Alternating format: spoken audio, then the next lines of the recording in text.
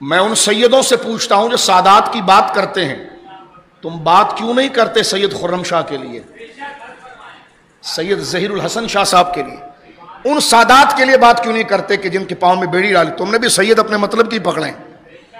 ایسا نہیں ہونا چاہیے نظریے پر کہ بات کریں گے تو شاید جلسے کی پرمیشن کینسل ہو جائے. نہیں، پھر ماننا ہے تو ان کی طرح نہیں کہ 12 امام، سنیوں کی طرح کہ سب امام. ماننا ہے تو پھر سب کو ماننا ہے، چاہے وہ حسن کی اولاد ہو یا حسین کی اولاد ہو. اپنے مطلب کے بندے نہیں ماننے. پھر سیدہ زہرا پاک کی ساری اولاد کو ماننا ہے. یہ نہیں کہ جو جبر کے سامنے کھڑا ہو جائے تو کہیں اس کے ساتھ کھڑے ہوں گے تو کہیں ہمارا جبہ نہ چلا جائے، پگڑی نہ چلا جائے. ایسا نہیں ہونا چاہیے. تو یہ بھی آپ ذرا ٹوپی ڈرامہ ذرا سمجھیے. سادات کی تعظیم ہے تو جن کے پاؤں میں بیڑیاں ڈالی گئی وہ بھی سید ہیں. ان کے لیے کون سی قرارداد؟ جن ظالموں نے بیڑیاں ڈالی ہیں ان کے لیے کون سی آوازیں اٹھائی گئی ہیں؟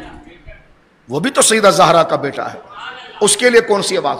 اس کے لیے ایسی چیخ و پکار کب آئی ہے؟ تو لہٰذا یہ دھاندلی جب ہوتی کہ جب بندہ دل کو کسی کے حوالے کرتا ہے، لیکن جب دل کو اللہ رسول کے حوالے کرتا ہے تو اس کو خود رائٹ اور لیفٹ پتہ چل جاتا ہے کہ میں نے کیا کرنا ہے اور کیا نہیں کرنا.